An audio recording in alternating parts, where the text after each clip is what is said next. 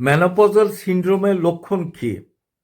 Menopausal syndrome হচ্ছে মেয়েদের শরীর খারাপ বন্ধ হয়ে যাওয়া, এবং সেক্ষেত্রে কি হয়, মাথা ধরে থাকে, রুগী ডিপ্রেশনে ভোগে, মানসিক অবসাদে, কোমরে টাইট ব্যান্ড পরতে পারে না, সায়ার দড়ি বা চুড়িদারের দড়ি, একটা কথা বারবার বলে, হট ফ্লাশ হয়, গরম ভাপ উঠে এবং নিজে হীনমন্যতায় ভুগে।